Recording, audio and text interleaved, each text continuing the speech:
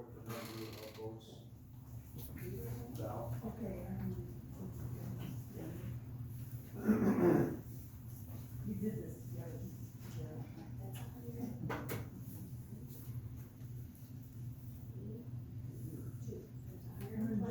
Total. 122 votes came in, and, it's unanimous that John Becker and Chris Kubitschek are elected. We need the totals. Yeah, we have to give the totals. I just did. Oh, they were all 122 for them? Yeah. I'm sorry. Yeah. 122. Oh, no other votes? No other votes, Cap? No other votes. I think you're right. All right, thank you very much, Val and Lisa, you did a fine job, and Ron. It was a little hectic, and we want to thank everybody that came out to vote, to ensure the democracy continues on the lake, and that everybody has a chance to speak their piece and hear what's going on. So with that, we'll move on to approval of resolution 2021 electronic file retention. Mr. Johnson, to go over. Yes, this is just basically a formality that we have to do as the board by putting, signing this resolution into effect. Basically, Lisa's been doing a lot of the hard work because she's got a really heavy duty scanner and printer and so forth. So we have scanned all of our old files, and I'm telling, we go back to when it was a sanitary district. So Lisa, and her daughter helped us, summer when she was confined at home. So we've got all of the files scanned and electronically filed in the quote, you've heard of the cloud, in that. But this is just basically a formality saying that, the management district, approved for us to, to do this. So that's Do you have a motion there to read? No. Pardon? Do you have a motion there to read? Basically just to pass this resolution. Oh, you want me to read that? Please. Oh, okay. Yeah, I gotta make sure I got the right one. Whereas the electors of the Lakeview Management District having met at a duly noticed meeting on August 23rd, 2021, said meeting being the annual meeting of the Lake District, and whereas the matter of the electronic file retention having been discussed and approved by said electors per Wisconsin State Section 19.21 and 4C. And it just has to be, signed by Dave as the chairperson, and then attested by me as the secretary. It was whereas, was it moved to approve it? Yes. That would be the final Yeah. portion of the motion. All right, it's been, would you, make that motion, Val? Yes, I will Val make makes that a motion, motion. I need a second for that, please, somebody. Norm. Norm. Any comments on this, any questions? Hearing none, I'll call for the vote, all those in favor say aye. Aye. Opposed? Motion carries, thank you very much. Thank you, Val, nice job. We've been working on that, Val, very, very hard, as Lisa, and we're not completely, it's still, it's tough to do, to convert from paper to electronic, but we're getting there. Now, the next item is, a staff report on, W1341 Beach Road, LLC. That is the, hotel, and I will, report that the Waller County Circuit Court held a scheduling conference on August 12th of this year, 2021. And the court set at that time, September 8th, 2021 at 11 a.m. for a hearing to formally rule on the motion to dismiss. We made a motion to dismiss because of a couple of factors. One of them was that the incorrectly titling on the motion, and that's going to be allowed, and now they're going to formally, the LLC resubmitted the motion for the suit and corrected any typographical errors, and now there will be a court hearing on September 8th to formally rule on that, and that I think that part will be allowed to go forward. So what I'm really saying is nothing's happened yet. They had when we had an August 12th, 2021 hearing, they did make the judge made a ruling that stopped LLC,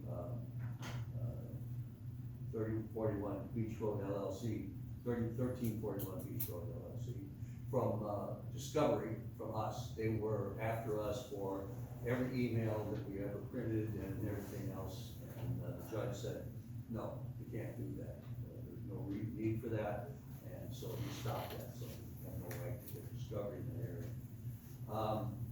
And then on September 8th, we'll know more. Now, John in the back asked, how much money we're gonna spend. I got an estimate from the attorney of between let's call it between $4,000 and $6,000 additional fees that we're facing for this lawsuit.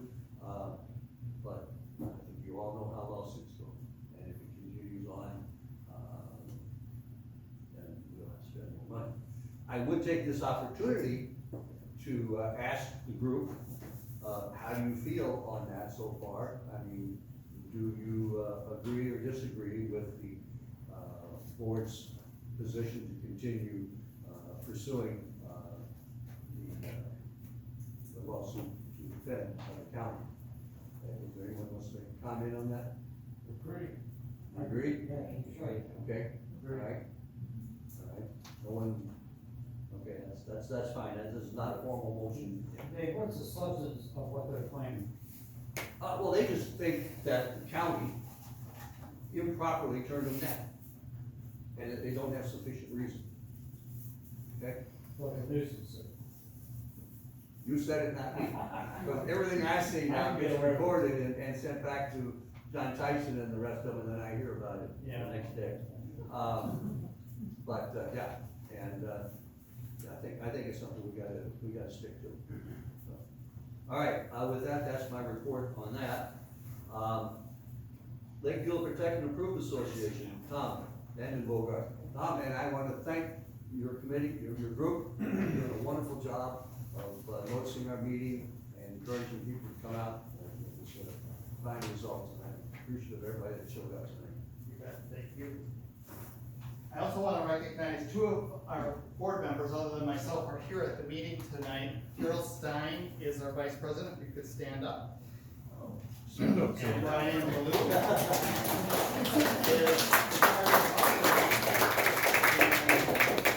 is also the contact, so as long as we're talking about the hotel initiative, we had multiple initiatives going on regarding the opposition of that, and we had our own attorney, and in discussions with Dave, we decided that it just made sense to do everything through one organization. So Dave's organization is taking the lead on that, but we're fully supporting that initiative, and Brian is our conduit back into that particular project, and we will continue to oppose it without environmental impact statements that show that it's not causing any damage to the lake, because it just is not a good proposal. Okay, so with that, I'm gonna put my glasses on. So. The Lake Beulah Protective and Improvement Association does 2 newsletters each year, a spring newsletter and a fall newsletter. If you don't currently get that, contact us and get put on that list, because it has a lot of good information. John mentioned that we're working hand in hand on the water quality, and there was a great article in here that talked about the importance of the bottom of the lake and why we need to maintain that health and well-being of that lake bottom. Part of our mission is to educate people on such topics. Also, the discussion that was going on regarding the fertilizer, I'm going to jump into that, is we have area chairs that are located all the way around the lake, and we're looking to work more closely with them to get information out and to educate them. And specifically as it relates to fertilizers, there's a great pamphlet that was put together by the DNR that talks about 10 simple steps to make and protect your waterfront treasure and property, and what to do to maintain the well-being and the health of the lake in combination with that. And we're going to get this out via our area chairs as an educational piece to help people to just know better what to do and not to do. We currently have 330 members, and we have a 9-member board that is completely voluntary. We do 2 meetings. We're membership, spring and fall. Our fall meeting is going to be October 9th from 9 o'clock till noon in the pavilion, hoping that the weather will permit for us to do it outside again. If not, we'll have to move it indoors here. But that's the date for that. We also have an initiative where we're really focusing on getting a better presence of our website, which is www.protectlakebeulah.org. Please check that out and look for key dates on that website. So we do an annual fish stocking that's coming up this September. We're doing things a little bit different this year. We're taking half of the dollars that we have in our budget, we're putting it towards actual stocking of fish, which we're going to do perch this year. And we work with the lake biologist to determine what species of fish to introduce, and that's what was chosen for this year. But we're also going to be doing initiatives to improve habitat around the lake for the fish populations, both for the walleye and for the panfish and perch and the smaller type game fish. And those are still being worked through, what the details are, both with Walleyes Unlimited and the DNR. And those projects will happen most likely in winter, because you put it all in place on the ice melts and it falls into place. So that's what we're looking to do there. Any questions on that or anything that I talked about so far? I'm trying to. Back of the room, Tom. I got a question. Are they actually gonna make a habitat where a walleye can naturally reproduce in our lake? Yes, that's the goal. And you're gonna do that like while we're moving water somewhere? Over where? Moving water, because that's generally what they That's the need, goal, right? is where there's water that is moving into the lake or where there's good movement, because that is one of the requirements for walleyes to actively spawn. Do they have any ideas where they're gonna do that? Yep, one of them is very close to you. Okay, thank you. So, okay, so we also are String involved in of an Bridge initiative, Tim Ellinger, String of who's Bridge. a professor at the University of Milwaukee, is doing a grant with the Lake Beulah community, looking at a governance initiative to develop a strategic and peace-building process for long-term goal planning. So as these types of issues, for instance, the hotel, as they come up in the future, having a process in place to be able to work with all of the key parties to do it effectively and efficiently and hopefully timely and in a fashion that includes all of the parties to get a good resolution. And that is just really getting up and off the ground right now. So with that, we also are still looking to put a program in place called the Healthy Lakes Grants, which is a state program that provides money to homeowners to do plantings along their lake shore, or to put in a water garden, which helps to stop water from running directly into the lake. It gives it a place to go, feed a garden that grows plants, and helps to filtrate and keep the lake cleaner. So if there's anybody who's interested in learning more about that, please contact one of our board members. So with that, I do want to mention, so we've had to postpone because of COVID a couple of years. We're looking at doing another big social event, a pontoon boat tour around the lake to educate people and show them where the sensitive areas are on the lake, why they're sensitive, and what's being done to environmentally protect them, and to also just talk and have a good conversation about the history of the lake and share fun stories. So we're looking at resetting that date for sometime in the summer of 2022. We have all of the information, everything is really ready, set to go, but we will need pontoon boat drivers. So if you're interested, again, contact one of our board members for that. So if there are no further questions, I'm going to shut up and sit down. Yeah. You know, I wonder from a strategy standpoint for the health of the lake. The lawn services are licensed to practice in the city around the lake. If we have signed something to the effect that they cannot use phosphorus products, if they do so, put some bite into it, like $1,000 fine as an example. So So in other words, in order to get a license, they would have to sign a document that they would not use phosphorus, and if they did so, there would be a fine. We could probably support an initiative like that, but we don't have the resources to take that on and to implement or to put that in place. Well, it's not easy to float out. Yeah. So, but I will put it on our agenda for us to discuss. We also have meetings that are non-membership meetings, that are board meetings where we talk about such topics, so I will put it on the list. Anything else? Okay, thank you for continued support. Thank you guys for supporting our. Yes.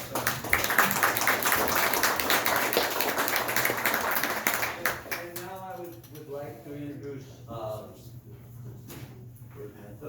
Rory, I forgot your last name.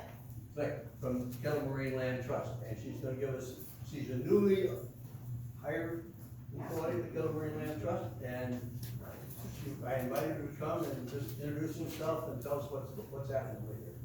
So good evening, I'm brand new to Kettle Moraine Land Trust, I've been on the job, since early August.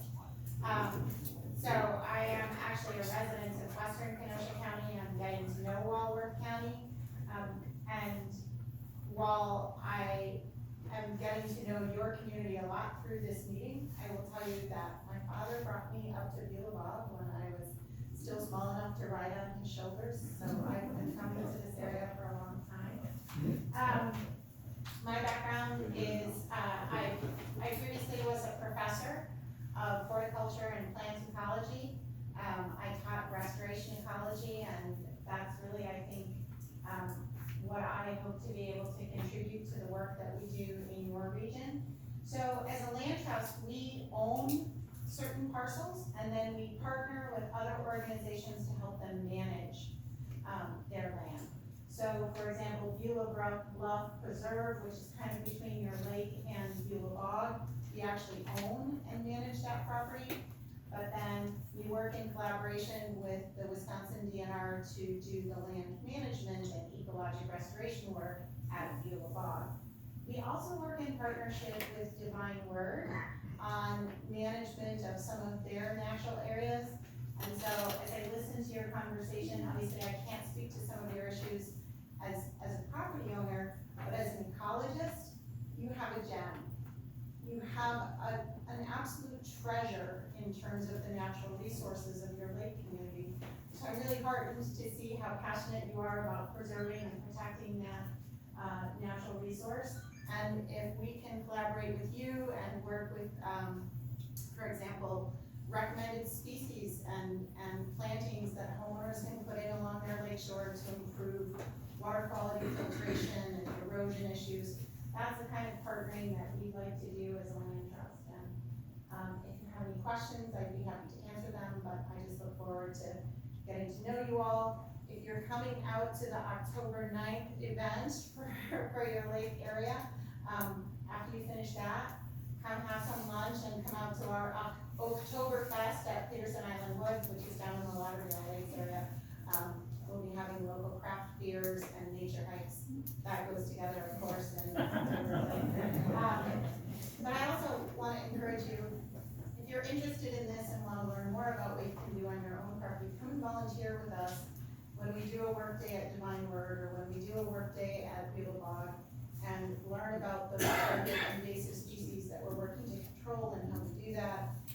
We'll help you identify the native things that we want to preserve and protect. And every person who's more educated about this process is a good thing. Thank you.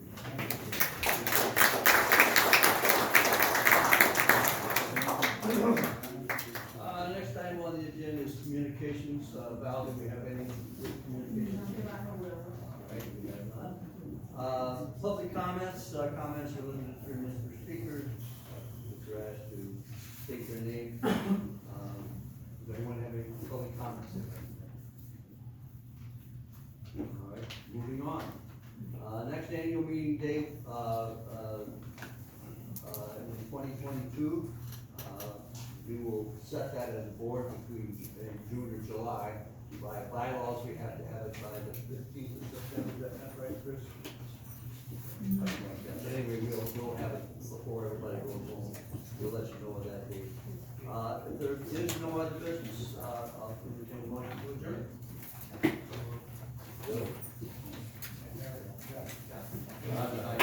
Consider everybody involved.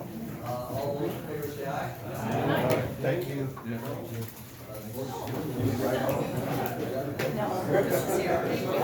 Motion-